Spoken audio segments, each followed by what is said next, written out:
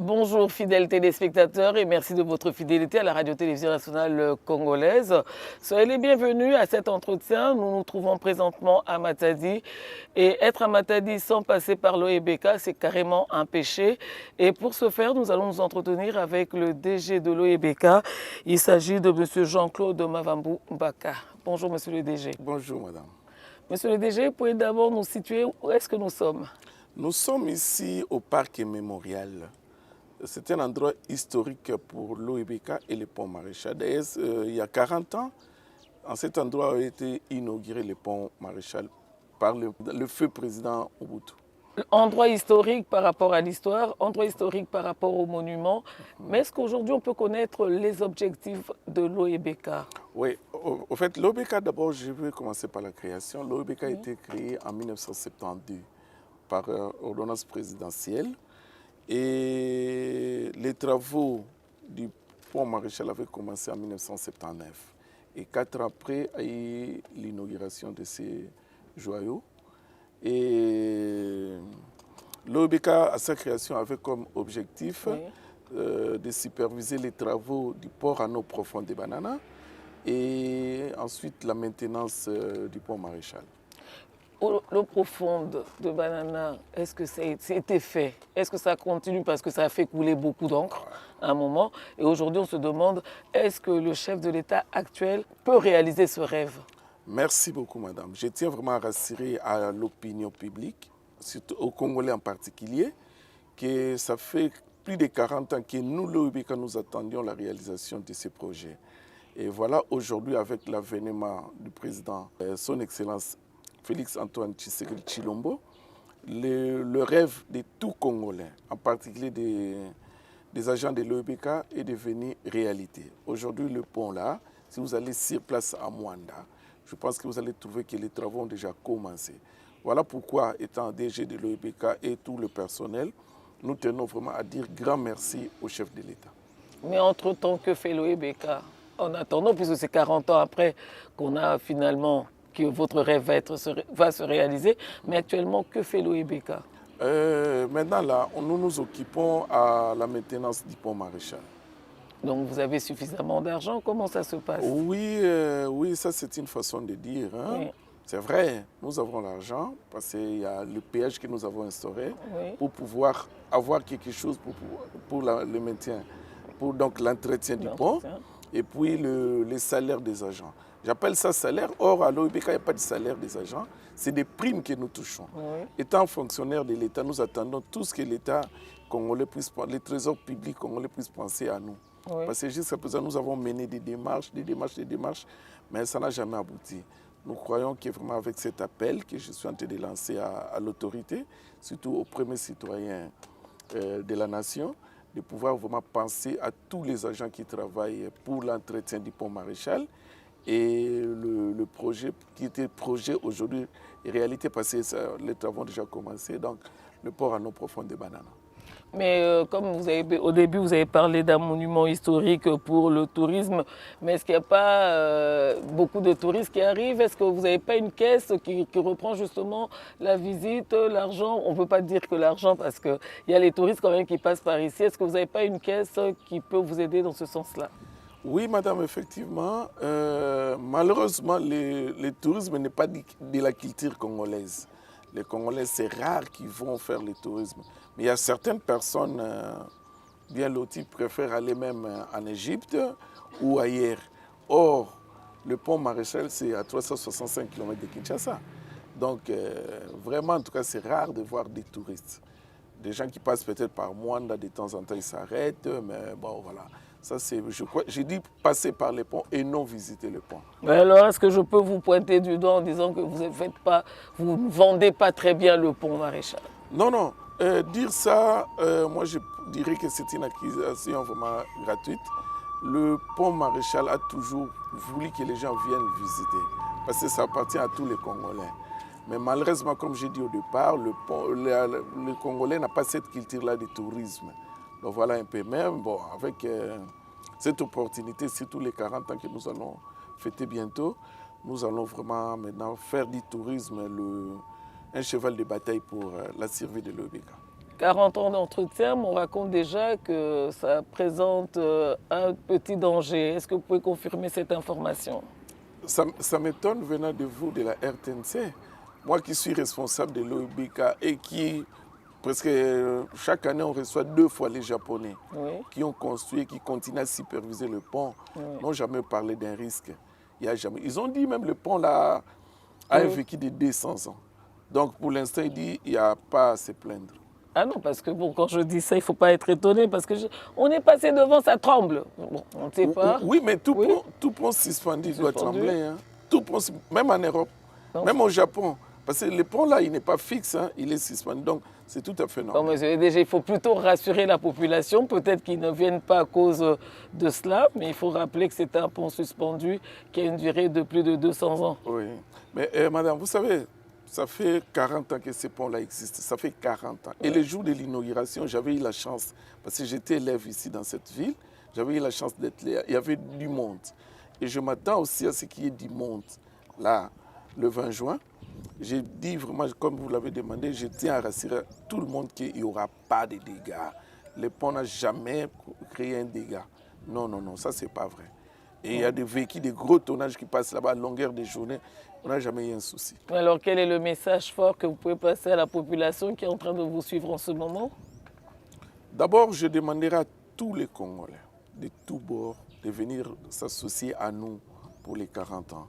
Parce que c'est un monument là que tout Congolais a envie de palper du doigt. Donc, ne pas venir visiter une fois dans sa vie le pont Maréchal, comme vous l'avez dit, c'est un péché.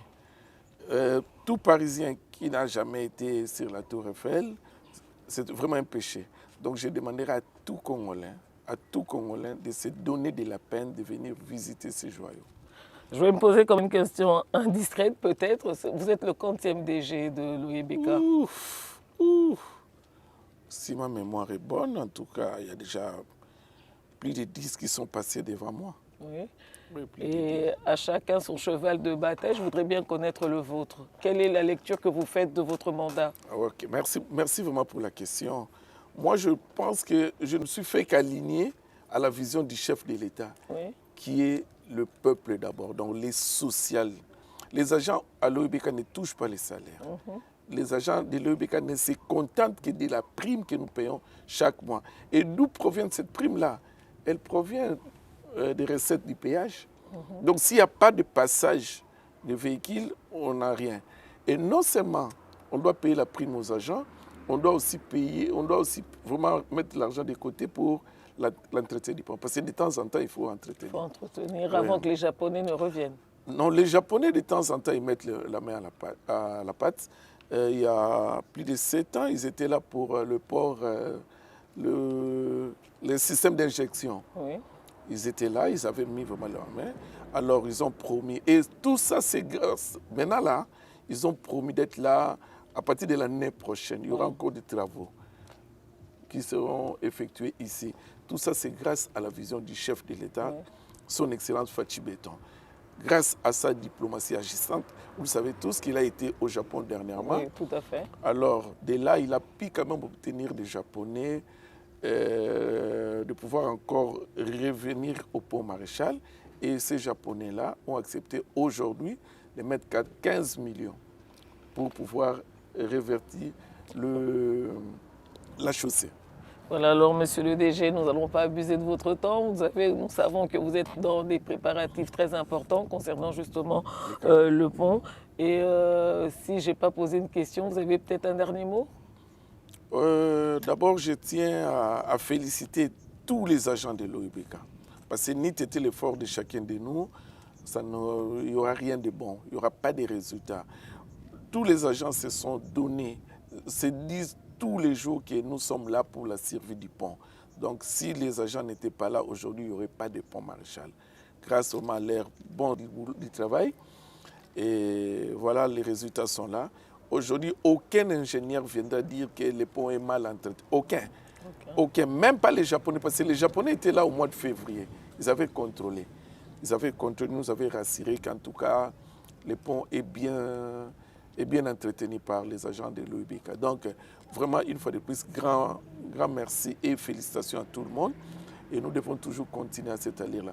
Mais là, je profite de l'occasion pour demander à l'État congolais, à notre gouvernement, de penser à nous. Parce que nous laisser comme ça, au dépend de nous-mêmes, c'est un peu difficile.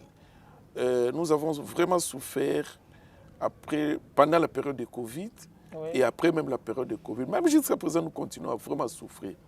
Aujourd'hui, nous souffrons parce que nous sommes butés par plusieurs problèmes.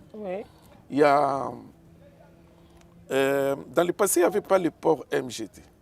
Nous dépendons du port de Boma et tout ce qui vient vers le bas fleuve. Aujourd'hui, le port de Boma n'est plus fonctionnel. Donc voilà, c'est aussi vraiment un handicap. Parce que comme je vous ai dit, nous ne vivons que grâce au passage des véhicules. Voilà un peu notre souffrance. Alors, si l'État congolais peut vraiment bien penser à nous, par rapport d'abord à accepter de prendre en charge les agents OEBK, c'est déjà une partie des réponses données à nos difficultés. Un début de solution. Un début de solution. Et deuxièmement, les gens oublient que la chaussée et le pont Maréchal font un. On ne s'est jamais arrivé au pont Maréchal sans passer par une route. Alors, nous avons un problème avec MGT qui a toujours refusé de pouvoir contribuer. Et cette route-là, si elle est entretenue, c'est toujours le Japonais qui était là au mois de février avait décidé de prendre la rive droite en charge et de pouvoir nous laisser maintenant la rive gauche. Du rond-point Kinkanda jusqu'à arriver au pont Maréchal, l'entretien doit être assuré par l'OEBK. Et avec quels moyens? Voilà un peu la difficulté. De véhicules. Voilà un peu la difficulté que nous avons. C'est pour ça, voilà pourquoi je lance un appel solennel au gouvernement congolais de pouvoir un peu peut-être résoudre les différends qui existent. Mais là aussi, je profite de l'occasion pour féliciter notre ministre des Transports, Marc Kikila, qui était là aussi au mois de janvier, qui a constaté les dégâts. Il s'est déjà mis à l'action. Donc, il a même promis de rencontrer les responsables de MGT et de nous mettre tous autour d'une table. Bon, il y a aussi une décision salvatrice du gouverneur qu'on doit saluer, qui veut remettre les choses au niveau du port de Boma. Et ça aussi, ça va quand même faire bénéficier à l'OEBK. Voilà, fidèles téléspectateurs, c'est cette note positive, de plein d'espoir justement pour l'OEBK que nous vous remercions, nous vous disons au revoir et nous vous souhaitons un fructueux mandat, monsieur le DG. Merci beaucoup, madame. Et à la RTNC, qui est aussi notre partenaire, nous vous disions que la porte n'est pas fermée, elle est toujours ouverte, surtout pour vous, parce que c'est grâce à vous que nous aurons à vendre l'image de l'OEBK. Or, comme la RTNC va maintenant... En dehors des frontières nationales. En dehors de toutes les frontières du monde. Voilà. Merci beaucoup, monsieur le DG.